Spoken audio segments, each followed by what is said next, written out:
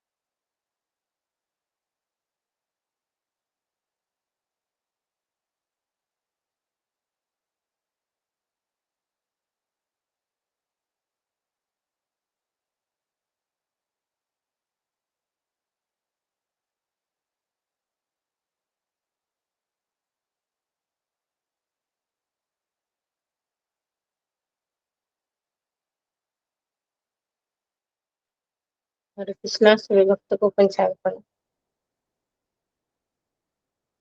हरे कृष्णा माता जी धन्यवाद। पंचम प्रणाम। हरे हरे कृष्ण। कृष्ण। हरे कृष्णा माता जी पंचांग। सभी को पंचांग। हरे कृष्णा माता जी पंचांग। माता दी हरे हरे कृष्ण। कृष्णा माता जी। हरे कृष्णा। हरे कृष्ण जैसे हरे समुद्र कृष्ण दी हरे माता जी, कृष्ण। पंचांग प्रणाम। पंचांग हरे प्रणाम। कृष्णा। सभी भक्तों को पंचांग प्रणाम। प्रणाम।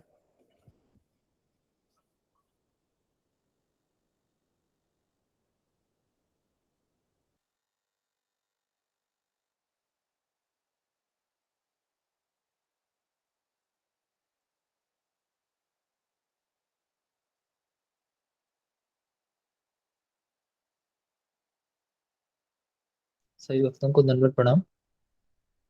हरे कृष्ण।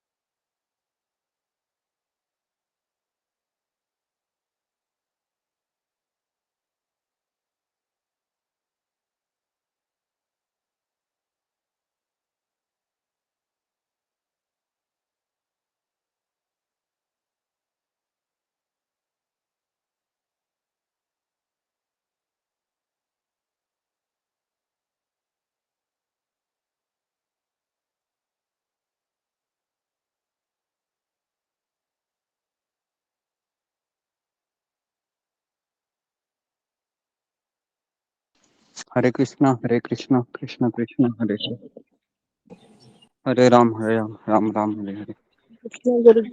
हरे कृष्णा गुरुजी पंचांग प्रणाम। हरे कृष्ण गुरु जी पंचांग हरे कृष्णा गुरु जी पंचांग प्रणाम। हरे कृष्ण कृष्णा गुरु जी पंचांग प्रणाम, सभी भक्तों को कृष्ण पंचांग प्रणाम। हरे कृष्ण गुरु जी प्रणाम, सभी भक्तों को पंचांग प्रणाम। सभी भक्तों को पंचांग प्रणाम। हरे कृष्ण सबको। प्रभु जी हरे के कृष्ण चरणों गुरु जी में पंचांग प्रणाम। हरे कृष्ण जी। हरे कृष्ण। ओम अज्ञानतिमिरन्धस्य हरे कृष्ण ज्ञानांजन शलाकया चक्षुरुन्मीलितं येन तस्मै श्री गुरुवे नमः।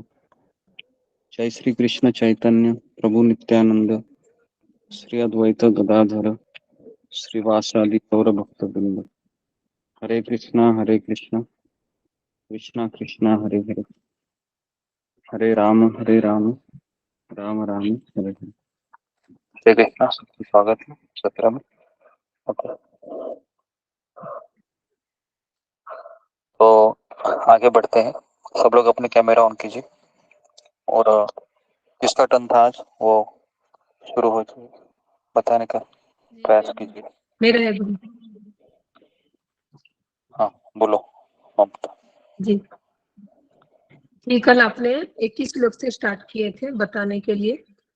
21 श्लोक में अर्जुन कहते हैं कि हे अच्युत, मेरे रथ है वो दोनों सेना के बीच में ले चलो। और 24 श्लोक में भगवान ऋषिकेश दोनों दल के बीच में खड़ा कर देते हैं रथ को लेके जाके। मतलब एक साइड में कौरव है और एक साइड में पांडव है, और उसके बीच में कृष्ण का रथ लेकर उधर ठहरते हैं, रुकाते हैं। वो रथ भीष्म और द्रोणाचार्य के सामने ही खड़ा कर देते हैं कृष्ण। भीष्म और द्रोणाचार्य ये अर्जुन के सबसे प्रिय व्यक्ति थे। भीष्म पितामह अर्जुन के इतने प्रिय थे कि जब अर्जुन ने बाण चला रहा था तब वो रोते रोते उनके ऊपर बाण चला रहा था। और जब द्रोणाचार्य का वध हुआ था तब अर्जुन वो दुष्टद्युम्न को मारने के लिए दौड़ा था। बाद में आपने एक प्रश्न पूछे थे कि अर्जुन ने पूरी भगवत गीता सुनी थी युद्ध के पहले, फिर भी जब अभिमन्यु का वध होता है तो अर्जुन उतना क्यों रो रहे थे, हालांकि वो गीता में सब कुछ सुना था, भगवत गीता जो भगवान ने उनको सुनाया था।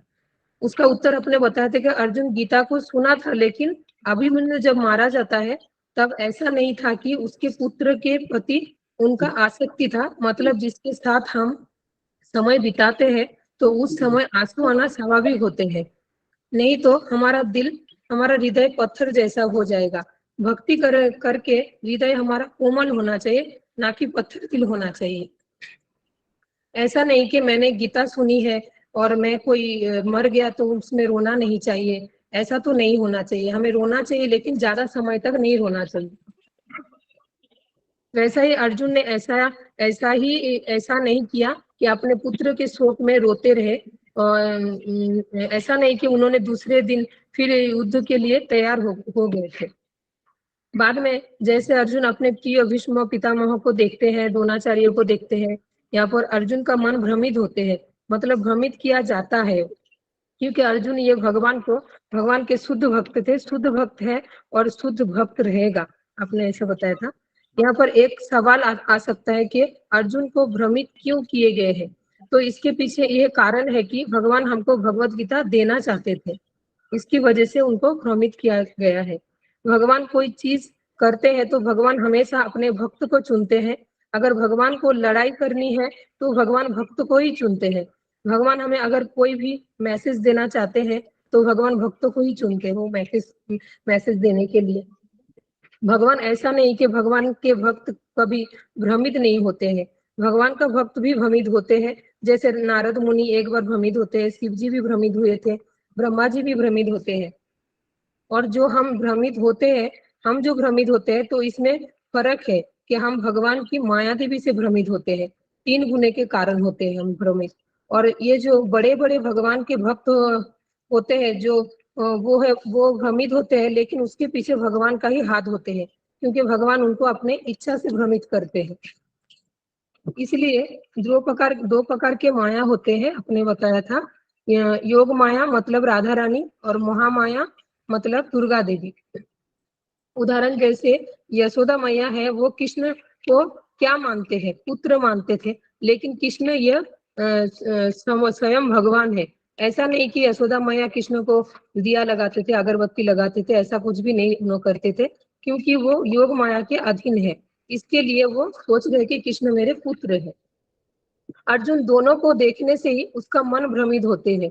उसका मन भीष्म और द्रोणाचार्य के पास थे, ये भगवान को पता था। तो यहाँ पर हमें एक सीख मिलते है कि जैसे हम भक्ति में आते हैं, भगवान हमारे जिंदगी का रथ वहां पर खड़ा कर देते हैं जहां पर हमारी आसक्ति ज्यादा है। इसलिए सबसे पहला युद्ध हमारे अपने परिवार में अपनों के साथ होते हैं। ऐसा नहीं कि भीष्म पितामह बुरे हैं, द्रोणाचार्य बुरे हैं, बुरे हमारी आसक्ति होते हैं।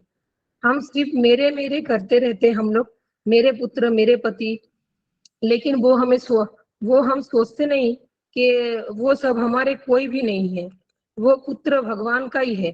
भगवान मेरे पास उस बच्चों को जिम्मेदारी में दिया है जो हमें पोषण करना होते हैं।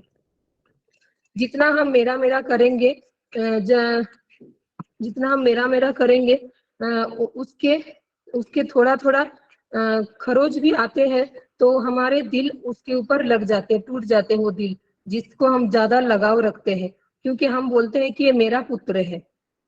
इस संसार में मैं और मेरा ये बहुत बड़ा भ्रम है, क्योंकि संसार में कोई भी चीज हमारा नहीं है, सभी भगवान का ही है। कृष्ण हमारी परीक्षा लेते रहते हैं, और असली लड़ाई हमारे परिवार से नहीं है, हमारे भीतर जो रावण छुपा है उससे लड़ाई करना है हमें, यही असल हमारी लड़ाई है। और 26 और 27 श्लोक में अर्जुन देखते हैं, भीष्म को देखता है, द्रोणाचार्य को देखता है, और पितृ पितामहान अपने पिता समान पूरी सभा को देखते हैं। पितामहान भीष्म सोमदत्त को आचार्य द्रोणाचार्य कृपाचार्य अपने मामा को देखता है, शकुनी मामा और शैल मामा को, भाई दुर्योधन विकर्ण अन्य ये सब भाई को भी देखते हैं। पुत्र लक्षण कुमार के और अन्य पोता मित्र अश्वत्थामा और ससुर द्रुपद और शुभचिंतक थे कीतो वर्मा। अर्जुन सभी को देखते हैं, सभी अर्जुन के रिश्तेदार है। कृष्ण ने अर्जुन को इसमें अज्ञान में डाला था। इतने उनके सभी रिश्तेदारों को दिखा के कृष्ण अर्जुन को अज्ञान में डाल दिया था। अर्जुन को लगता है कि युद्ध करने का कर्तव्य यह धर्मों के विरुद्ध है, इसलिए वो युद्ध ना करने के कारण देखता है और कारण देता भी है। पहला कारण देते हैं कि दया और करुणा में अर्जुन बताते हैं, मैं जिनको देख रहा हूँ हे कृष्णा, ये सभी मेरे ही अपने हैं, मैं इनके साथ कैसे युद्ध करूं? मैं युद्ध नहीं करूंगा। अर्जुन को अपने संबंधी के ऊपर करुणा आते हैं, और हमें शरीर के ऊपर नहीं दया करने चाहिए, हमें आत्मा के ऊपर दया करनी चाहिए। मतलब हम शरीर के ऊपर ज्यादा ध्यान देते हैं, आत्मा के ऊपर नहीं देते हैं। आत्मा क्या चाहते हैं ये हम ध्यान नहीं देते कि आत्मा का भूख क्या है। जिस दिन हम सत्संग ज्वाइन नहीं करते उस दिन हमें गुस्सा आते, मतलब हमें आत्मा को आज भूखा रखा है, जिस वजह से हमें गुस्सा आते, क्योंकि सत्संग ज्वाइन करने से हमारे आत्मा को पोषण मिलता है। ठीक है, हरे कृष्णा, ओके, ठीक है। हरि बोल, तो हरि बोल। आपका जी, बहुत हरि बोल। हरि बहुत अच्छा बोला माता जी, हरि बोल। बहुत सुंदर, बहुत अच्छा माता जी। बोल महाराज। बहुत सुंदर बताया माता जी। ठीक। तो कुछ वक्त नए हैं क्या? कृष्ण मोहन प्रभु, जरा अनाउंसमेंट करो। गुरु जी दंडवत प्रणाम, सभी भक्तों को दंडवत प्रणाम। मुझे तो अभी लग नहीं रहा है गुरु जी, मैं अभी चेक किया था कुछ देर पहले, 5 मिनट पहले किया था। तो अगर हरे कृष्णा, अगर कोई भक्त आज फर्स्ट टाइम लॉगिन किए हैं तो कृपया आप अपना हैंड रेज कर लीजिए। विनोद प्रभु वर्मा प्रभु जी, आप हैंड लोअर कर लीजिए।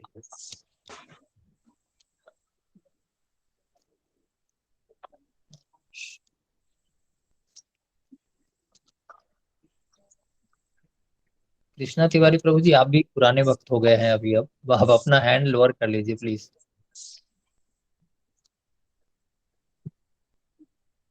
एक ही लग रहे हैं गुरु जी। एक ही सुकांति। सुकांति बेहरा माता जी हैं। तो दंडवत प्रणाम माता जी। गुरु जी आप उनको हरे बोल कृष्णा, दीजिए। हरे कृष्णा, हरे कृष्णा। मैं उड़ीसा से हूँ। मैं उड़ीसा से हूँ। जी जी जी, आपका स्वागत है सत्र में। ठीक है, तो हरे कृष्णा प्रभु जी, मेरा प्रणाम, सभी को मेरा प्रणाम। हरे कृष्णा। ओके जी। तो अभी हम आगे बढ़ते हैं हमारे सत्र में। तो आज हमने एक शीर्षक दिया था कि भगवत गीता को हम कैसे याद रखें, है ना। पहला अध्याय हमने पूरा कंप्लीट किया है। तो लेकिन याद कैसे रखें हम इसको, है ना। तो इसके लिए हमने एक एक्रोनियम बनाया है ताकि हम उसको याद कर रख सके, है ना। तो उसका पीपीटी है, वह बनाया है, सोनाली ने बनाया था। तो उसको शेयर करना होगा। और जो लोग कैमरा ऑफ है, सब लोग कैमरा ऑन कीजिए और कैमरा ऐसे ऑन कीजिए ताकि आप सब लोग दिखाई दे, है ना।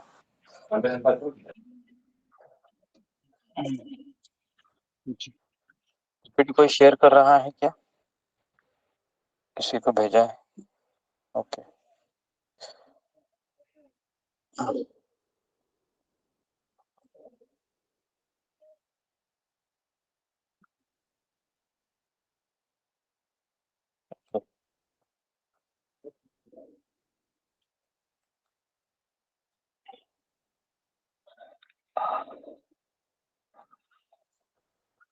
हाँ, नेक्स्ट नेक्स्ट। ओके, तो आज का शीर्षक है अध्याय 1 को हम कैसे याद रखें। ओके, कैसे याद रखें तो देखते हैं आज हम, है ना। नेक्स्ट। ओके, तो अध्याय का पहला अध्याय का नाम है युद्ध भूमि में सैन्य निरीक्षण। तो सैन्य निरीक्षण 4 लोग कर रहे थे। कौन बताएगा मुझे? फिंगर को रेज कीजिए। कौन कौन लोग सैन्य निरीक्षण कर रहे थे? जी, सुधा गुप्ता माता जी बोलो। हरे कृष्णा गुरु जी, पंचांग प्रणाम। सभी भक्तों को पंचांग प्रणाम। धृतराष्ट्र, संजय, अर्जुन और श्री कृष्ण। श्री कृष्ण सैन्य निरीक्षण नहीं कर रहे थे। अनीता यादव।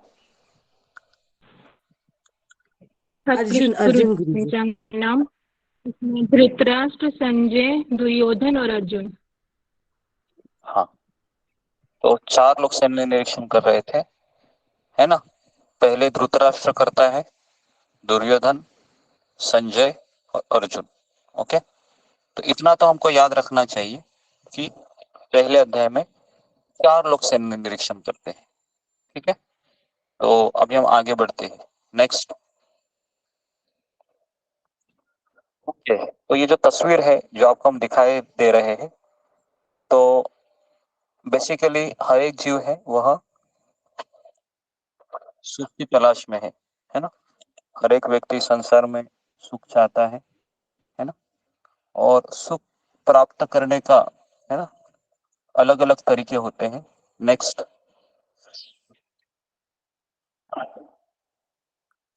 या तो जिस तरीके से हम जब इस संसार में जन्म लेते हैं तो हमारे आसपास का समाज होता है ना, वो हमें एक सुख की तस्वीर दिखाता है कि अगर तुम ये करोगे तो तुम सुखी रह जाओगे।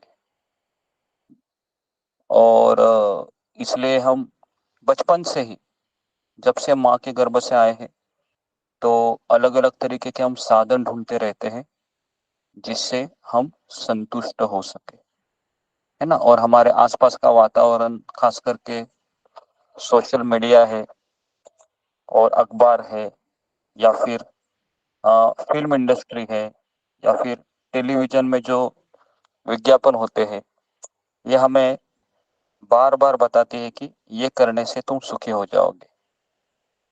तो इसका हमारी चेतना के ऊपर गहरा प्रभाव हो जाता है। Next. Okay, next next. Okay, तो हर एक व्यक्ति है अपने जीवन में सफलता प्राप्त करना चाहता है ना।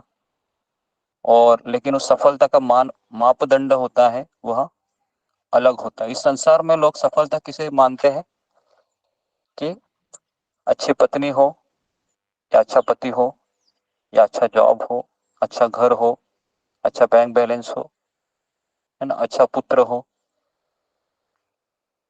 तो इसको लोग सफलता का मापदंड मानते हैं आजकल में। लेकिन पहले अध्याय में हम देखेंगे कि अर्जुन है ना। तो गीता की शुरुआत है वो शंका से होती है ना। शंका कि मैं जिस मार्ग पर चल रहा हूँ, क्या ये मार्ग मुझे मेरे निश्चित ध्येय तक ले जा सकता है क्या। तो हमेशा ये शंका बनी रहती है जब तक कि हम गंतव्य तक पहुंच नहीं पाते। और इसके लिए हमारा जो मार्ग होता है वो अनिश्चितता से भरा होता है। लेकिन ये अनिश्चितता ही हमें ये खोजने की मदद करती है कि ये संसार में शाश्वत सुख कहाँ पर उपलब्ध है ना। तो इसलिए सफलता का मापदंड है ना, आज हम देखने का प्रयास करेंगे। और इसलिए ये शंका है ना, ये हमारे जीवन में सफलता लाती है।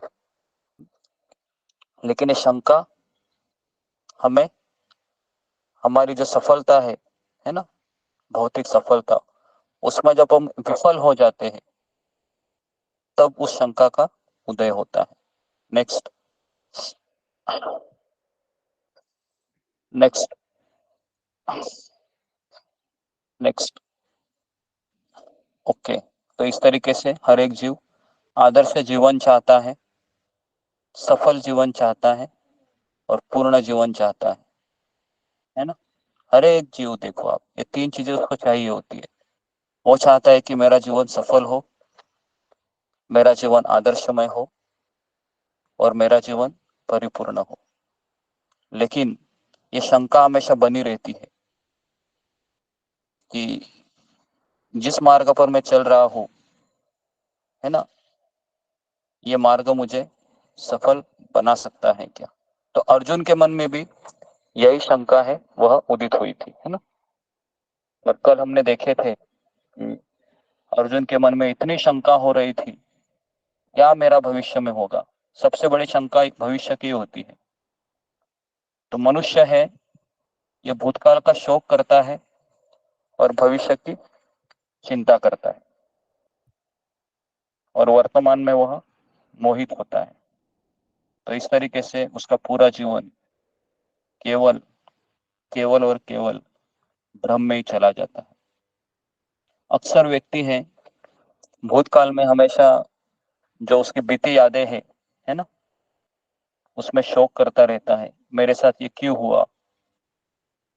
और भविष्य में वो ये सोचता है कि मेरा कैसे होगा। और वर्तमान में वो क्या सोचता है कि मैं शरीर हूँ, मैं पत्नी हूँ, मैं पति हूँ, मैं एम्प्लॉय हूँ, मैं माँ हूँ। इस तरीके से वो हमेशा भ्रमित जीवन जीता है। तो इसके लिए शंका हमेशा आनी चाहिए, है ना। अर्जुन के मन में भी शंका आई थी। नेक्स्ट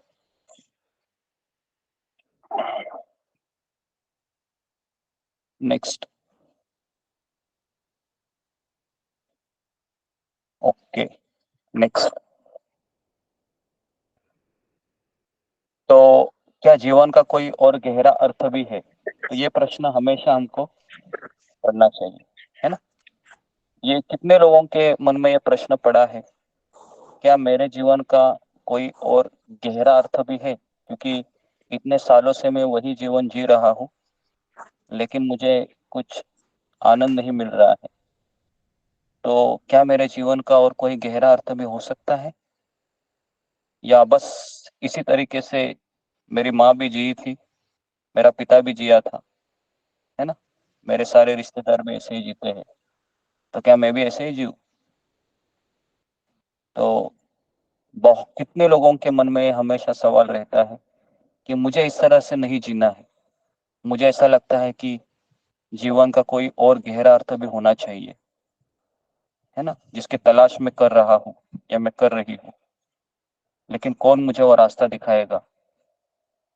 ये हमेशा हमारे मन में, है ना, प्रश्न होना चाहिए। अगर ये होता है तो फिर हमारे मन में शंका आती है, फिर, है ना, शंका फिर वह ऐसे, है ना, ऐसे जीवन को जन्म देती है जो हमें शाश्वत मार्ग पर ले जाती है। तो कम से कम 25-26 लोगों ने हैंड रेज किया है ना, 80 लोगों में से। नेक्स्ट, शंका। ओके, तो सबसे पहले शंका किसके मन में आई थी? तो धृतराष्ट्र के मन में भी शंका आई थी। कौन बताएगा मुझे, धृतराष्ट्र के मन में कौन सी शंका आई थी? फिंगर को रेज कीजिए। 1 मिनट, हाँ अभी कीजिए जी। कौन सी शंका आई थी धृतराष्ट्र के मन में? जी, ओके, सुषमा गोराई। हरे कृष्णा गुरु जी, पंचम प्रणाम। धृतराष्ट्र के मन में भय था, और दूसरा संदेह था, और तीसरा आशा थी, और चौथा इच्छा था। तो इच्छा के कारण नहीं वो नहीं, ये नहीं, शंका, कौन सी शंका आई थी? शंका केवल एक वाक्य में बताइए जी। मंजू सिंह।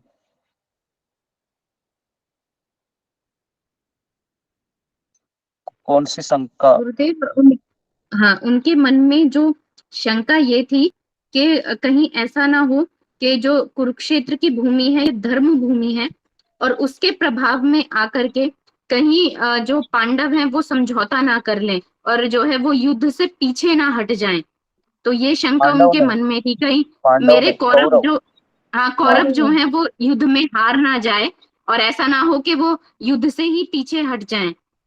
तो ये हाँ शंका उनके मन में थी। जी जी, तो धृतराष्ट्र के मन में क्या शंका थी कि कहीं धर्म क्षेत्र जो कुरुक्षेत्र है उसके प्रभाव में आकर कहीं मेरे पुत्र, है ना, कौरव, वह युद्ध से पलायन ना करे या कोई माघार ना ले, है ना। तो ये शंका थी। दूसरी शंका ये भी थी कि कहीं पांडव तो विजयी नहीं होंगे, क्योंकि धर्म क्षेत्र है, शायद ये भूमि पांडवों को सपोर्ट करेगी, ये भी एक शंका थी, है ना। लेकिन ये शंका है, ये उसका आसक्ति का प्रतीक है, क्योंकि धृतराष्ट्र चाहता था कि मेरा उत्तराधिकारी कौन बने? तो मेरा पुत्र दुर्योधन बने। ये धृतराष्ट्र की शंका थी, है ना। शंका का असली कारण क्या था? कि उसकी आसक्ति, उसको उसी जीवन में उसको चलना था, क्योंकि वो खुद अंधा था, और अंधा होने के कारण उसको राजगद्दी नहीं मिली। और जब पांडु है वो चले जाते हैं तो वो राजगद्दी थोड़े समय के लिए धृतराष्ट्र को मिलती है, और धृतराष्ट्र चाहता था कि इसके बाद ये जो गद्दी है वो किसको मिले? मेरे पुत्र दुर्योधन को मिले। इसलिए, है ना, इसलिए वह शंका कर रहा था। और आप देखोगे तो धृतराष्ट्र हमेशा कुरुक्षेत्र के युद्ध के आखिरी दिन तक शंका में ही रहता है। शंका ये हमें अगर ऐसे जीवन के गहराई में नहीं ले जाती है ना, जिसका एक नया जीवन उत्पन्न हो सके, है ना, तो वो शंका हमें केवल जो हमारा महत्वाकांक्षा है ना, महत्वाकांक्षा मतलब एम्बिशंस कहते हैं उसको, है ना, हमारी आसक्ति। तो एम्बिशियस बनना बुरा नहीं है, लेकिन अगर मेरी एम्बिशियस मुझे नरक की ओर ले जा रही है तो बुरी है। तो इसके लिए हम हमेशा कहते हैं कोई कार्य बुरा नहीं होता है ना, हमारी सोच बुरी होती है ना। गीता का यही मैसेज है। गीता कभी नहीं कहती है कि आप पलायन करो। गीता ये कहती है आप अपने आप को समझो, अपने आप को जानो, है ना। संकट से पलायन मत करो। संकट आपको सीखने के लिए, सिखाने के लिए आई है, आपको आगे बढ़ाने के लिए आई है। लेकिन अक्सर हम क्या करते हैं, पलायन करने की कोशिश करते हैं या दूरी बनाए रखने की कोशिश करते हैं, है ना। तो इसके लिए भगवत गीता का जो भगवत गीता शुरुआत कहाँ से होती है, शंका से, है ना। अर्जुन के मन में भी शंका थी। क्या शंका थी, कौन बताएगा अभी? अर्जुन के मन में कौन सी शंकाएं थी? जी, फिंगर को रेज कीजिए। अर्जुन के मन में कौन सी शंकाएं थी? जी, रूबी कुमारी। हरे कृष्ण गुरु जी, पंचांग प्रणाम। गुरु जी, पहले इनकी शंका ये थी कि दया भावना थी अपने परिवार के प्रति, करुणा आया था उनको, उनको सुख की अपेक्षा हुई थी और पाप का भय हुआ था और उन्होंने कुल का विनाश का भय था। तो शंका उनको इस तरीके से थी कि अगर मैं युद्ध जीत जाऊंगा और सारे स्त्रियां विधवा हो जाएगी, है ना, तो वर्ण संकर हो जाएगा और वर्ण संकर होने से कोई फायदा नहीं होगा युद्ध जीत के भी। और अगर मैं युद्ध से हार जाऊंगा, है ना, तो मुझे क्या मिलेगा। तो इस तरीके से कई शंकाएं थी। तो इसके लिए भगवत गीता की शुरुआत शंका से ही होती है। नेक्स्ट नेक्स्ट ओके, तो ये पहला श्लोक है जो हमने कई बार, है ना, धर्म क्षेत्रे कुरुक्षेत्रे समवेता युयुत्सवः मामका पांडवाश्चैव किम कुर्वत संजय। तो धृतराष्ट्र के मन में शंका थी, मेरे पुत्र ने क्या किया, पांडु के पुत्रों ने क्या किया, है ना। तो शंका यह हमेशा एक प्रश्न को जन्म देती है। शंका हमेशा एक प्रश्न को जन्म देती है, लेकिन शंका हमें आध्यात्मिक जीवन की ओर ले जाने वाली रहेगी तो वो शंका हमारा जीवन बदल देती है। लेकिन अगर वो शंका हमें, अगर हमारे भौतिक जीवन की ओर, है ना, तेजी से ले जाने के लिए हमारे मन में निर्माण हुई है, तो वही शंका हमारा आत्मघात कर लेती है। तो इसलिए इस अध्याय में धृतराष्ट्र के मन में भी शंका आई थी और अर्जुन के मन में भी शंका आई थी। धृतराष्ट्र के मन की शंका उसको आत्मघात की ओर ले जा रही थी और अर्जुन के मन में जो शंका आई थी वह उसको आध्यात्मिक जीवन की ओर अग्रसर कर रही थी। नेक्स्ट, तो पहला डी है ना। तो कैसे हमको गीता को याद रखना है, तो इसके लिए हमने एक एक्रोलियम ये बनाया है ना। तो पहला है डी। डी का अर्थ है धृतराष्ट्र और दुर्योधन।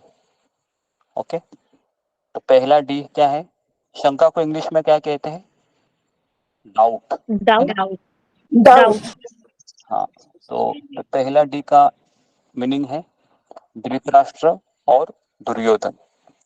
तो गीता के पहले 12 श्लोक है ना, जिसमें धृतराष्ट्र और दुर्योधन का शंका, है ना, दिखाई दिया गया है ना। जैसे धृतराष्ट्र के मन में कई शंकाएं आती हैं और दुर्योधन के मन में भी शंका आती है, लेकिन वो शंका को छिपाता है और द्रोणाचार्य के पास जाकर कहता है कि देखो, तुम्हारे शिष्य ने देखो पूरी पांडव का सेनापति बनकर, है ना, रथ पर बैठा है ना।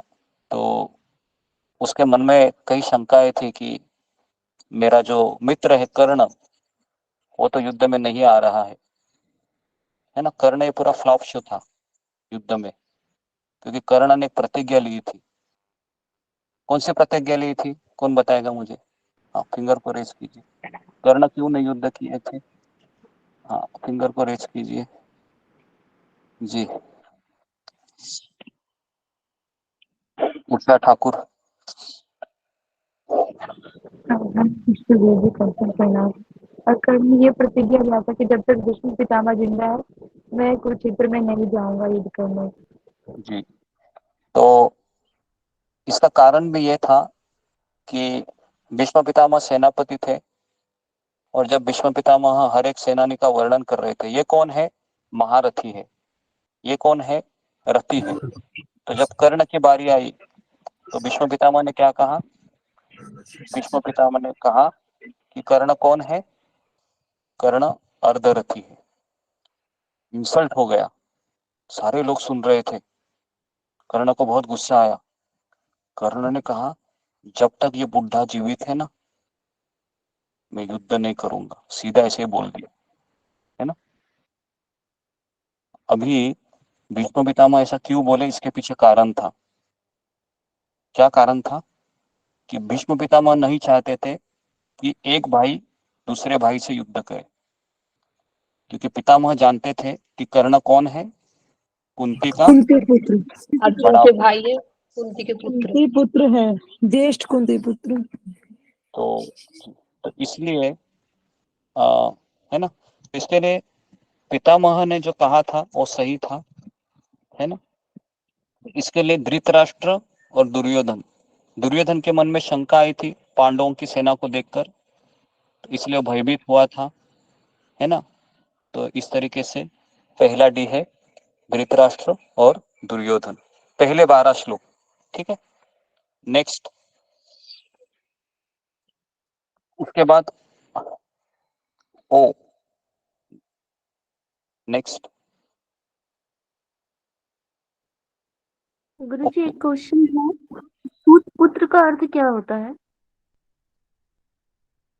सूतपुत्र का अर्थ है कि बेसिकली जब कर्ण को कुंती महारानी ने गंगा में बहाया था, तो उसको एक अधिरथी है ना, जो सूत का अर्थ है कारपेंट्री, बेसिकली जो कारपेंट्री करते हैं उसको सूत कहते हैं। तो उसकी माँ का नाम था राधेय, सॉरी राधा था, तो इसके लिए उसको राधेय भी कहते हैं कर्ण को। और सूत मतलब बेसिकली वह कारपेंटर का पुत्र, मतलब कारपेंटर मतलब वो जो क्या उसका नाम था, जिस कर्ण ने लकड़ी का काम करने वाला, लकड़ी के जो काम करते राधा का पति कौन था वो, अधिरथ। अधिरथ, हाँ अधिरथ, हाँ अधिरथ और राधा, इन दोनों ने उसका पालन किया था, तो इसके लिए सारा समाज उसको सूत पुत्र कहता था, कर्ण को। तो इस तरीके से कुरुक्षेत्र के युद्ध भूमि में ये, है ना, पूरा जो सेना एकत्रित हुई थी, है ना।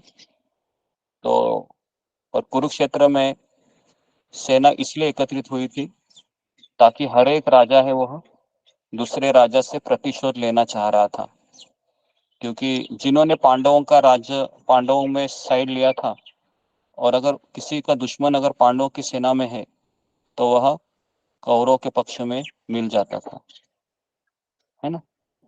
तो इस तरीके से, है ना, ऐसा कहा जाता है कि बहुत लोग, कम से कम 355 360 करोड़, है ना, इतने लोग एकत्रित हुए थे कुरुक्षेत्र के। 166 करोड़, हाँ 166 करोड़। 166 हाँ करोड़। 166, सॉरी, हाँ 166 करोड़ लोग, लोग, और उनमें से और अगर उनमें आप से अगर देखोगे, आप देख, किसी का माइक चालू है, 166 करोड़ में से केवल 5 पांडव बचे, कृपाचार्य बचे और अश्वत्थामा, इतने ही लोग, है ना, बचे। बाकी सब लोग कृष्ण काल के द्वारा मारे गए। नेक्स्ट, कृपाचार्य और कृतवर्मा ये भी बताए थे आपने। हाँ कृतवर्मा, जी जी। Next, okay. तो इस तरीके से यहाँ पर आप दुर्योधन को देख रहे हैं जो द्रोणाचार्य के पास जाकर पूछता है ना। Next, next, okay. तो यहाँ पर हमने जिस तरीके से देखा था कि जो दुर्योधन जो धृतराष्ट्र है ना, धृतराष्ट्र का मेंटेलिटी यही था, मैं और मेरा, चिंता, कुंठा, निराशा, है ना, इसको जन्म देती है। हाँ, जब तक व्यक्ति मैं और मेरा इसी सर्कल में घूमता रहता है ना, तो 3 चीजों का जन्म देता है। चिंता, हमेशा परेशान रहता है। कुंठा, कुंठा करते कुंठित रहता है, वो खुश नहीं रहता है, अपने अंदर है ना वह एक खालीपन का अनुभव करता है। और तीसरा है निराशा, डिप्रेशन में जाता है, क्योंकि ये शरीर किसका है? ये शरीर भी मेरा नहीं है, ये शरीर भगवान ने दिया है मुझे उसका नाम लेने के लिए, है ना। और जिस घर में रह रहा हूँ वो घर भी किसका है? वो घर भी भगवान का ही है। मैं सांस ले रहा हूँ, ये हवा कौन दे रहा है? भगवान दे रहा है। ये सूर्य प्रकाश है ना, सूर्य, ये सूर्य प्रकाश कौन दे रहा है? भगवान दे रहा है। तो मेरा जीवन पूरा किस पे ऊपर निर्भर है? कृष्ण के ऊपर। लेकिन मैं क्या बोल रहा हूँ, सब किसका है? मेरा है। मेरा तो यही हमको चिंता को जन्म देती है। नेक्स्ट। उसके बाद दुर्भाग्यवश भौतिक रूप से बंधा व्यक्ति अपने कर्मों के दुष्परिणाम के प्रति अंधा हो जाता है ना। तो बेसिकली धृतराष्ट्र ये अंधा था, इसका मूल कारण क्या था? उसकी आसक्ति। आसक्ति हमें अंधा बना देती है। इस संसार में जब तक हम आसक्त है तब तक हम माला नहीं उठा सकते, है ना। कई लोग कहते हैं कि अरे आप माला का जप क्यों नहीं करते हो? क्योंकि आसक्ति उनको रोकती है, क्योंकि उनको पता है मैं जप करूंगा तो मेरे आसक्ति, है ना, हट जाएगी। वो आसक्त रहना ही पसंद करता है, क्योंकि विदुर ने कहा था, है ना, धृतराष्ट्र को कि देखो विदुर, ये तुम्हारा जो पुत्र है ना, ये बहुत अजीब अजीब आवाज निकाल रहा है। क्योंकि जब दुर्योधन का जन्म हुआ तब एक अजीब उसका साउंड आ रहा था, है ना, डरावना एकदम। तो डरावने आवाज सुनकर ही विदुर ने कहा, धृतराष्ट्र मेरे भाई, इसका त्याग करो, नहीं तो यही पूरा कुरुवंश का विनाश करेगा। लेकिन धृतराष्ट्र कहता है, विदुर ये मेरा अपना बेटा है, मैं इसका त्याग नहीं कर सकता, है ना।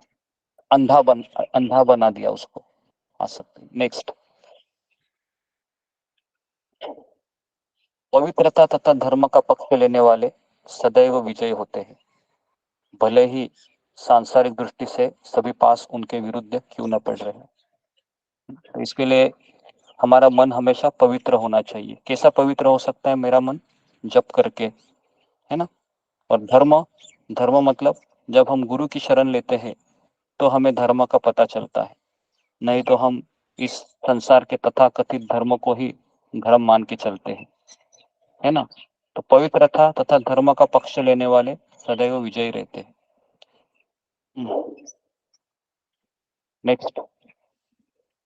नेक्स्ट। ओके। अच्छाई के मार्ग पर चलने वाला व्यक्ति कभी बुराई से पराजित नहीं होता। लेकिन अच्छाई का मार्ग क्या है? अच्छाई का मार्ग है जो हमें कृष्ण की ओर ले जाता है ना। जो मार्ग हमें कृष्ण की ओर ले जाता है वो कभी पराजय नहीं हो सकता, है ना। उसको ऐसा प्रतीत होता होगा मैं हार रहा हूँ, मैं हार रही हूँ, नहीं, वो हमेशा विजयी होता है। बस उसको केवल धैर्य रखना होता है। नेक्स्ट।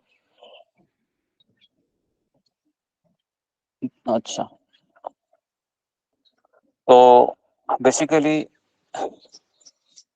ओ, डी के बाद ओ आता है, ओ शायद मिस कर दिया पीपीटी में। तो ओ का अर्थ है ओमनिशियन रिजल्ट, है ना। मतलब वो है श्लोक क्रमांक 13 से लेके श्लोक क्रमांक 20। Okay. DOUBT। O means omniscient result में आता है कि संजय है वह ये बताता है फिर कि हे राजन, हे धृतराष्ट्र, कि पांडव लोग ही विजय होने वाले हैं, क्योंकि पांडव के पक्ष में कौन है? पांडव के पक्ष में श्री कृष्ण। हाँ, तो जिसके पक्ष में श्री कृष्ण है ना, वह कभी हार नहीं सकता, है ना, क्योंकि संजय ये डिवोटी था, वो व्यासदेव जी का शिष्य था।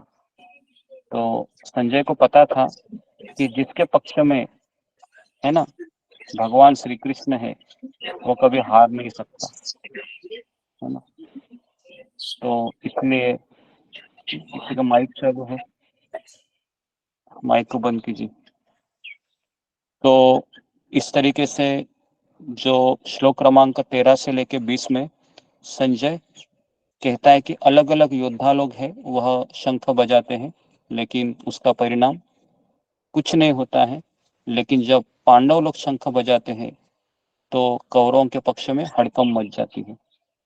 तो श्लोक क्रमांक 13 से लेके 20 में ऑमनिशियस रिजल्ट, मतलब युद्ध का परिणाम है, वह संजय बताता है। और तीसरा है यू, है ना, पीछे जाओ। यू मतलब अनसर्टेनिटी, अनसर्टेनिटी मतलब अनिश्चितता। किसकी अनिश्चितता थी 21 से 27 में? तो अर्जुन जब कहता है कि देखो कृष्ण, मेरा रथ है वो दोनों सैनियों के बीच ले चलो, तो वहां पर अर्जुन के मन में शंकाएं उत्पन्न होती है, और ये शंका ही अनिश्चितता को जन्म देती है ना। लेकिन जब अर्जुन के मन में शंका आती है तो अर्जुन गुरु का आश्रय लेता है। तो अगर हमारे मन में शंका आती है और अगर हम गुरु का आश्रय लेते हैं तो वो शंका पॉजिटिव दूर हो जाएगी। है ना, वो शंका हमें एक हमारे शाश्वत जीवन की ओर ले जाती है ना। तो इसके लिए जीवन में अगर आपको शंका हो रही है ना, तो वो शंका आपको आध्यात्मिक खोज की तरफ ले जानी चाहिए, है ना।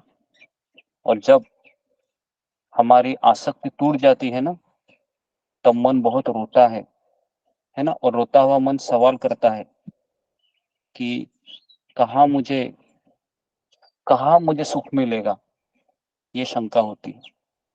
आज तक मैंने क्या नहीं किया, सब कुछ करके देख लिया, बेटे को जन्म दे के देख लिया, शादी करके देख लिया, जॉब करके देख लिया, रिश्तेदारी निभाई, सब कुछ किया मैंने, लेकिन कहाँ पर मुझे सफलता नहीं मिली। तो ये शंका हमें जन्म देती है ना।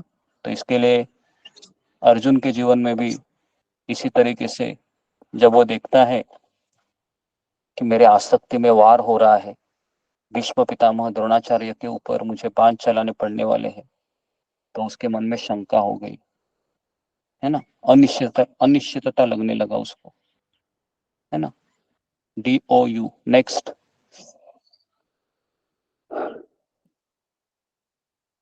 तो यहाँ पर हम देखते हैं कि भगवान श्री कृष्ण है,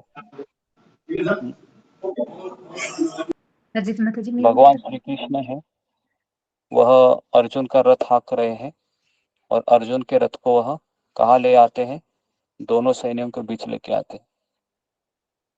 और यहाँ पर, है ना, अर्जुन है वो अनिश्चितता, उसको डाउट आ जाता है कि क्या ये सही मार्ग है।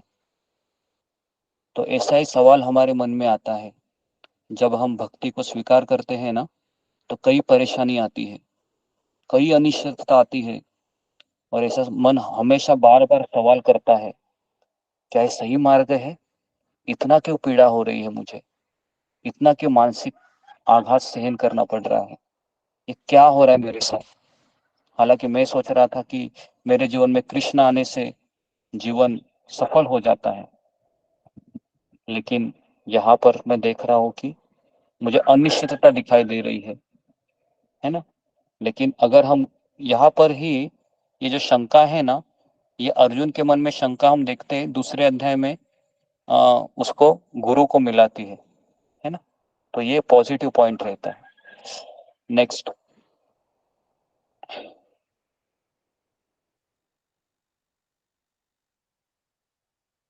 ओके। हमारे जीवन में अनेक जिम्मेदारियां तथा आवश्यक मुद्दे हो, परंतु हमें अपने आध्यात्मिक जीवन को दांव पर लगाकर उनकी ओर ध्यान नहीं देना चाहिए। बेसिकली हमारे जीवन में अनेक जिम्मेदारियां हैं, है ना, जो हमको निभानी पड़ती है। लेकिन अगर वो जिम्मेदारियां निभाने के बीच में अगर मेरी माला मुझे, है ना, माला करने से मैं रुक जाता हूँ या मैं कृष्ण की ओर जाने से रुक जाता हूँ, तो हमें उनकी ओर ध्यान नहीं देना चाहिए। लेकिन इस मार्ग पर हमको अगर चलना है तो हमको जिम्मेदारियों को निभाते हुए, है ना, साथ साथ हमें कृष्ण की ओर भी अग्रसर होना है। नेक्स्ट,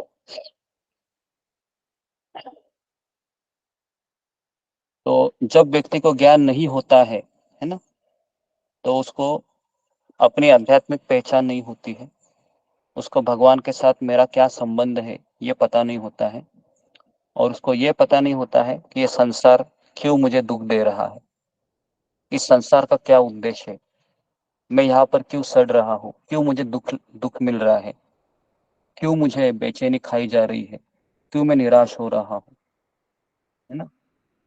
तो इसके लिए ज्ञान होना बहुत जरूरी है। और जब ये ज्ञान नहीं होता है ना, तो जीवन की चुनौतियां आने पर वह हताश हो जाता है, विचलित हो जाता है। और अर्जुन भी यहाँ पर हताश हुआ था, विचलित हुआ था। तो इसके लिए ये गीता का ज्ञान बहुत मैटर करता है हमारे जीवन में। नेक्स्ट,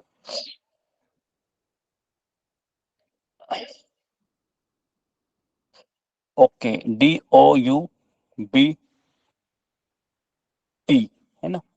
तो श्लोक क्रमांक, है ना, श्लोक क्रमांक 31 से लेके 42 तक। टर्निंग पॉइंट, T मतलब टर्निंग पॉइंट, है ना। तो डी बेसिकली फॉर बी, हाँ एक बी रह गया है, एक मिनट। नेक्स्ट जरा पीपीटी भी अभी इन्होंने बनाया है, इसमें पता नहीं गुरु इन्होंने, जी यू के बाद रह गया है। हाँ यू के बाद बी है ना। श्लोक क्रमांक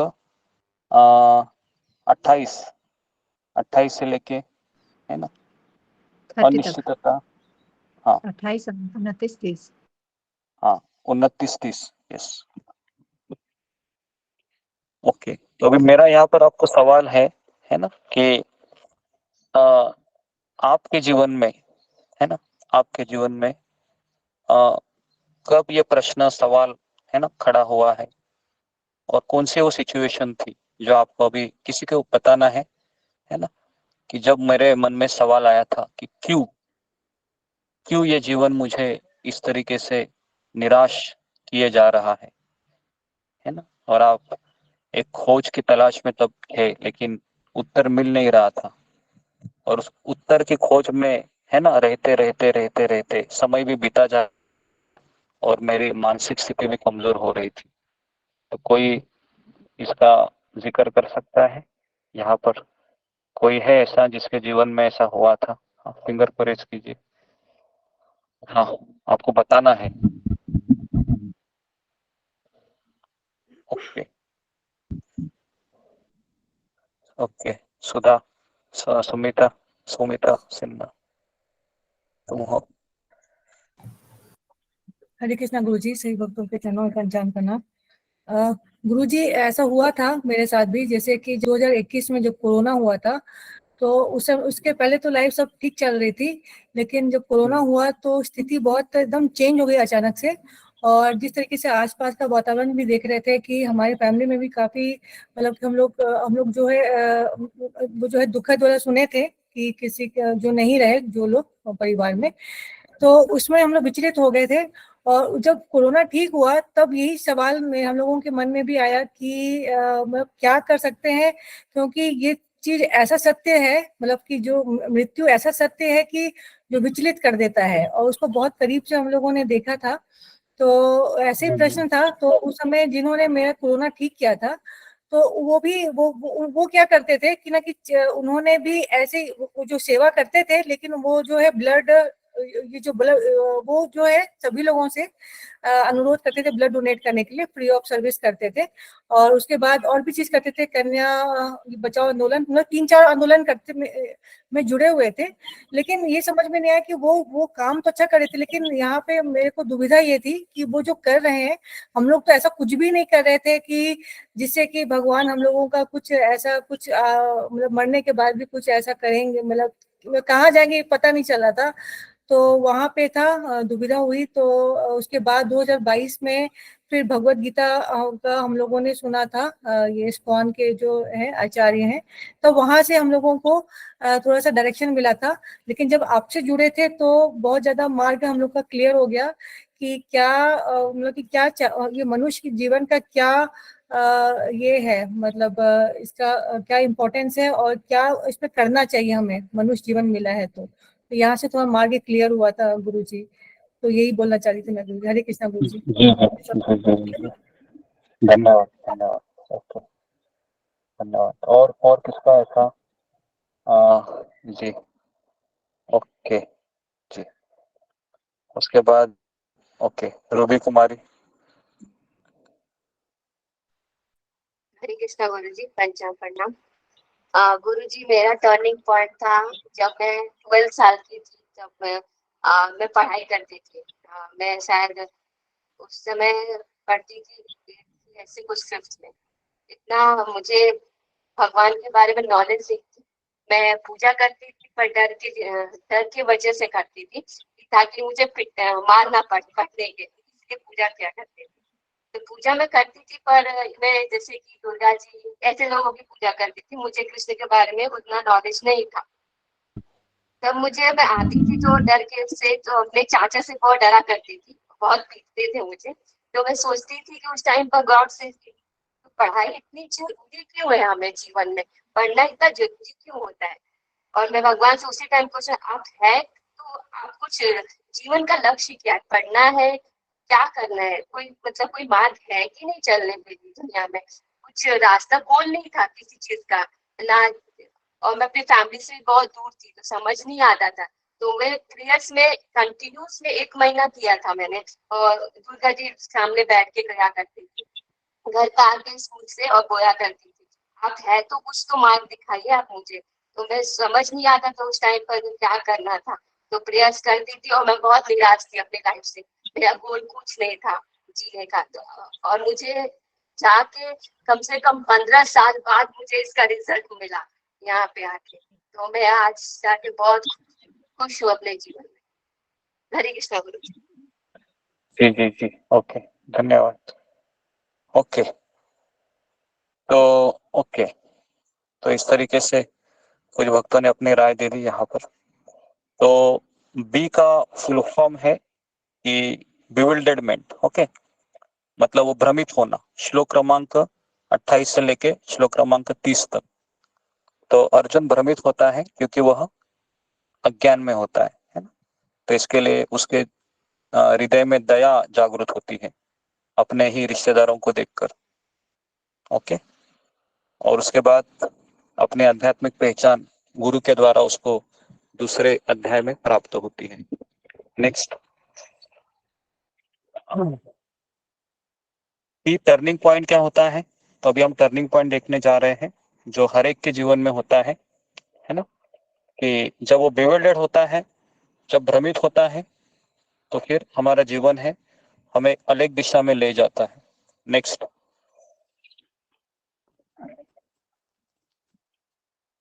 ओके, क्रूर एवं निर्दयी, है ना।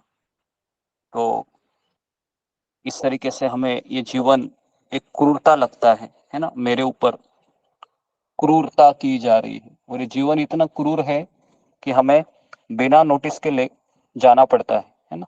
जब समय आता है, पर हम किसी के साथ हम यमदूतों को ये कह सकते हैं कि मुझे थोड़ा समय दीजिए, मुझे अपने परिवारों से मिलना है ना।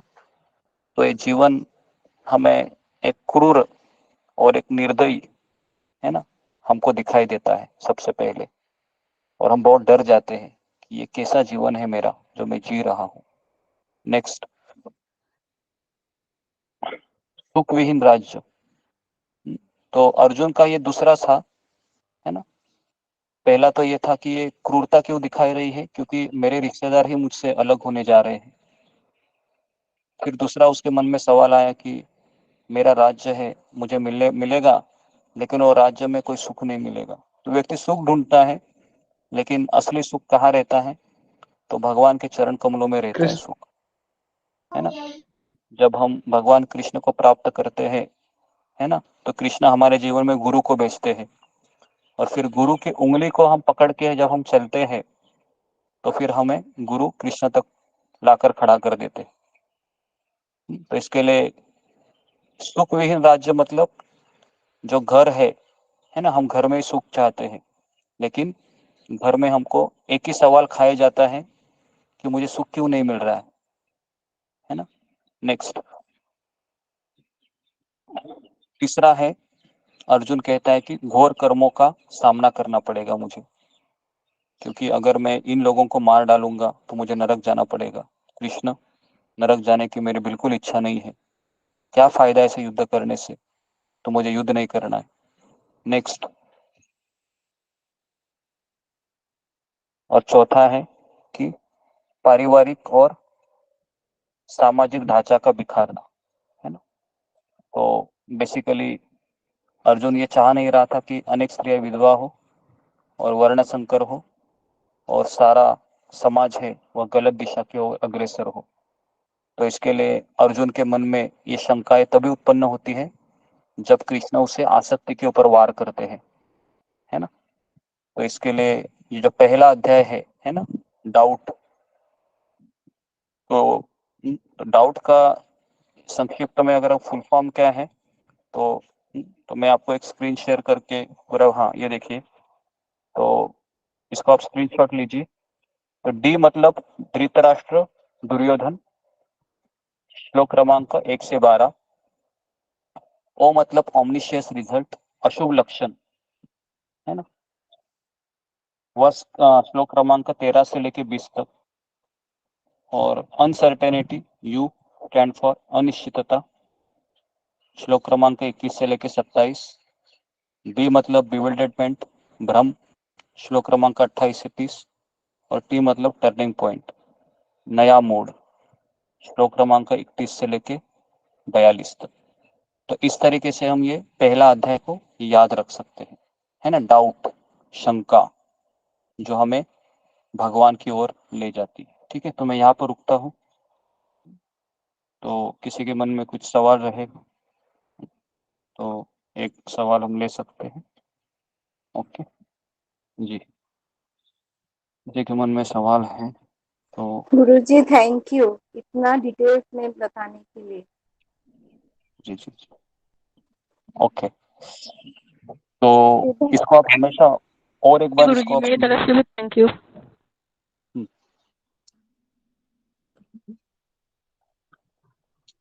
ओके, अशोक चावला। प्रणाम गुरुजी। गुरुजी, जैसा हमने कल कहा था कि आपने क्वेश्चन किया था कि अर्जुन उसके अभिमन्यु के उससे क्यों रोया, तो उसका जवाब था कि भाई करुणावश रोया कि एक आदमी बच्चा जा रहा है, करुणावश उसके मन में दया थी, कठोर नहीं था, इसलिए रोया। पर जब गुरुजी अन्य लोग मरे, करुणा तो सबके लिए होती है ना, जब अन्य लोग मरे युद्ध में, विशिष्ट आदमी के अलावा आम जनता जिन्होंने ना युद्ध में, ना उनमें उन्हें राज्य चाहिए था, ना उन्हें कुछ पैसा चाहिए था, पर उनकी तरफ से लड़े, जब वो मरे तो फिर कृष्ण क्यों नहीं रोया? फिर दया कौन? नहीं थी उसके अर्जुन? मन में? हाँ अर्जुन अर्जुन, क्यों? जी जी अर्जुन, क्योंकि देखिए, उसके मन में दया थी ना, सबके लिए रोना चाहिए था उसे। जी जी जी जी, तो हाँ, पहली बात आपको ये समझना चाहिए था कि अभिमन्यु जब रोया था तो अभिमन्यु उसके परिवार का सदस्य था। और दूसरी बात थी कि अर्जुन एक क्षत्रिय थे, और क्षत्रियों का जो धर्म होता है ना, जो शत्रुओं के ऊपर बाण चलाना, है ना। और दूसरी बात है कि पूरी गीता में अगर आपने अगर 11वें अध्याय में कृष्ण कहते हैं कि ये लोग पहले से ही मारे जा चुके हैं, है ना, मेरे काल स्वरूप के द्वारा, बस केवल तुमको अपना कर्तव्य निभाना है। और दूसरे अध्याय में कृष्ण अर्जुन को ये कहते हैं कि तुम शरीर नहीं, तुम आत्मा हो, है ना। और भगवान ये भी बता रहे थे अर्जुन को कि जितने लोगों को तुम मारोगे ना, ये सारे लोग मुझे देख के मरेंगे, तो ये अपने आप क्या होगा, इनका उद्धार होगा, है ना। तो अर्जुन को ये भी पता था, जितने भी लोग मरे थे ना, वो 166 करोड़, ये सारे लोग है वह उच्चतर योनियों में ट्रांसफर हो गए। समझ में आ रहा है क्या? जितने भी लोग मरे हैं ना, सब लोगों का उद्धार हुआ है। और रही बात करुणा की, तो करुणा है वह शरीर के ऊपर नहीं करनी चाहिए, आत्मा के ऊपर करनी चाहिए, है ना। ये हमने दूसरे अध्याय में भगवान बताएंगे अर्जुन को। और रही बात कि अभिमन्यु को रोने की, तो उसमें भी वो इतना नहीं रोता है, एक दिन वो थोड़ा सा उसको लगता है और उसके बाद वो भूल जाता है और अपना कर्तव्य को निभाता है। तो उसके लिए हम ये भी नहीं कह सकते थे कि अभिमन्यु के प्रति उसका इतना लगाव था। वो लगाव नहीं था, वो हृदय की कोमलता थी बेसिकली। और युधिष्ठिर महाराज है ना, अगर आप भागवत, अभी हम पहला स्कंद पढ़ रहे हैं ना, तो भागवत में युधिष्ठिर महाराज रोने लगते हैं जब 166 करोड़ लोग जब मरते हैं ना, तो युधिष्ठिर महाराज कहते हैं कृष्ण को, मुझे सिंहासन नहीं चाहिए, है ना। और पूरा डिप्रेशन में चले जाते हैं युधिष्ठिर महाराज खुद। और कृष्ण उसको समझाते हैं कि देखो, इतना मैंने युद्ध करवाया है, क्यों? धर्म की स्थापना करने के लिए। तो ऐसा नहीं था कि अर्जुन के मन में करुणा नहीं थी, सारे पांडव लोगों को दुख हुआ था जब इतने लोग मरे थे, है ना। वो भागवत में हम पढ़ेंगे उसको। तो क्योंकि वैष्णव होता है वो पर दुख दुखी होता है, दूसरों का दुख देखकर वो उसको कभी आनंद नहीं आ सकता। तो इसके लिए पांडव लोग दुखी हुए थे, है ना, जब इतने लोग मारे गए। ओके, धन्यवाद। ओके, और किसी का प्रश्न है? ओके, ठीक है। तो आज का सेशन है, आपको थोड़ा अलग लगा होगा, है ना, कि थोड़ा सा आपको ये जो एक्रोलियम है ना, थोड़ा सा इसको आप याद रखिए, है ना, डाउट करके। तो ऐसे हम क्या करेंगे अभी, कितने लोग चाहते हैं कि ये पहला अध्याय के तात्पर्य से जाना चाहिए, है ना। तो फिर और थोड़ा लेंथली होगा, या फिर यही पैटर्न रहेगा तो हमारा एक अध्याय को 3 से 4 दिन लगेंगे, और इस तरीके से 2 महीने में फिर गीता कंप्लीट हो जाएगी। और लेकिन अगर हम तात्पर्य पे जाते हैं तो एक अध्याय को 10-12 दिन ज्यादा भी लग सकते हैं, है ना। तो यही पैटर्न कितने लोगों को अच्छा लगता है, वो फिंगर को रेज कीजिए। जैसे ये 3 से 4 दिनों में हम एक अध्याय को खत्म करें, या फिर, है ना। हाँ, अभी कीजिए जरा जी। तो ये किन लोगों ने हाथ खड़ा किया है, जिन लोगों को इसी पैटर्न के अनुसार चलना है, ऐसा मैं मानता हूँ। गुरु जी, कुछ नए भक्त आए हैं तो उनसे भी एक बार ओपिनियन ले, तो जो नए हैं क्या बोलते हैं। हाँ, जी जी जी जी, 33 लोग है ना जी। तो ये 35 लोग है। एक मिनट, पहले इनका मैं कर लेता हूँ, उसके बाद मैं जाता हूँ। हाँ जी, ओके। तो मैं किसी एक व्यक्ति को पूछता हूँ। ओके, किसी को पूछूं मैं? ओके, ये रंजना माता जी नहीं लग रही है मुझे, रंजना सुल्तानिया माता जी। आप बताएं माता जी, जो गुरु जी ने आज विशेष तरीके से बताया है, तो आप इसके विषय में बताएं। हाँ, हरे कृष्णा प्रभु जी, दंड प्रणाम। जो भी आपने आज बताया वो बहुत ही वैल्यूबल था, यूजफुल था हमारी लाइफ के लिए। जो भी आपने मतलब इसको पॉइंट वाइज जो बताया, तो हमको ये समझना है वेरी डीपली कि हमको मतलब किस तरह से इसको लेना है। और मैंने इसको बहुत गहराई से समझा, बहुत ही अच्छा लगा जो आपने जिस तरह से पॉइंट वाइज बताया। तो मेरे जीवन में भी इतना टर्निंग पॉइंट आया, इस तरह से हमारे जीवन में बहुत सारी चीजें इंसिडेंट हुए, तो मैं इसको मतलब पॉजिटिव वे में लिया मैंने हमेशा इसको।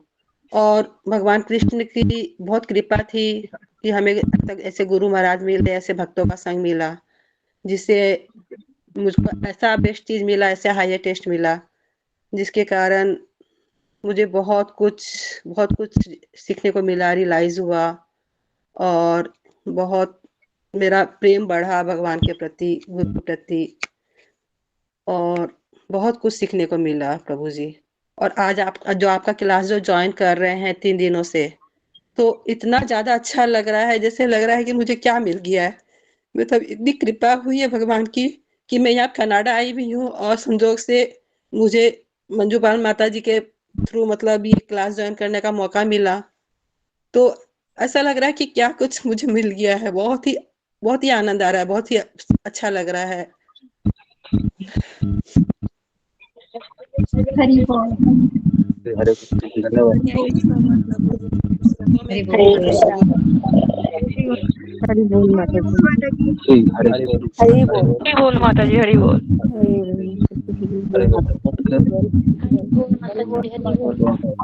हरि बोल माता जी। हरि बोल माता जी।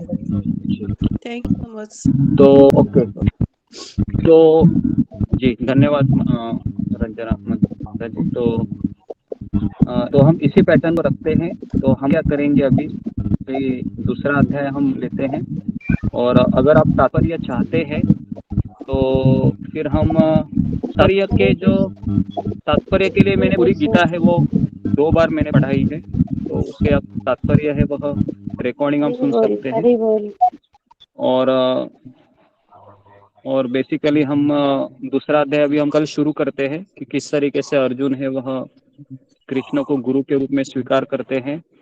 और ये जब प्रॉब्लम आती है ना, तभी हमको एक कोई व्यक्ति चाहिए होता है जीवन में जो हमें गाइड करे बेसिकली, क्योंकि तब उत्तर ना हमारे परिवार वालों के पास भी नहीं होता है कि क्यों मैं इतना निराश हूँ। वो हमको केवल घुमाने के लिए ले चलते हैं, नहीं तो कोई बाजार की चमकीली वस्तु दे देते हैं, बराबर है, जब हम निराश होते हैं। लेकिन वो भी नहीं जानते हैं कि मैं इसको कैसे समझाऊं। हालांकि हम कृष्ण की तलाश में होते हैं, है ना, और हम करोड़ों जन्म से हम कृष्ण को खोज रहे हैं। और हम जब ये ज्ञान सुनते हैं गीता का, तो ये ज्ञान हमारे हृदय को टच कर पाता है, और हम जब टच करते हैं ना, तो हम इसको स्वीकार करते हैं, है ना। तो इसके लिए ये हमें मिल रहा है ना। तो जितना हम सुनते रहेंगे उतना हमारा दृढ़ निश्चय बढ़ता रहेगा। ओके, तो मैं यहाँ पर रुकता हूँ। ओके गुरुजी कुछ पूछूं मैं? गुरुजी कुछ पूछना था। हाँ बोलो। अच्छा, आप जो एग्जाम लेते हैं तो वो तो बहुत लॉन्ग आंसर होता है, तो हमें तो इतनी अच्छी तरह हिंदी नहीं आती है कि मतलब जो मीनिंग नहीं मालूम, तो कभी कभी आप ऐसा एग्जाम लीजिए कि मतलब 1 वर्ड आंसर हो कि हम लोग नहीं, आप अपने लैंग्वेज में भी आप लिख लीजिए ना। आपको बंगाली है तो बंगाली में आप लिखिए, कोई प्रॉब्लम नहीं है मुझे, ठीक है, भाषा कोई प्रॉब्लम नहीं। ओके, तो मैं यहाँ पर रुकता हूँ। ओके, हरे कृष्णा हरे कृष्णा कृष्ण कृष्ण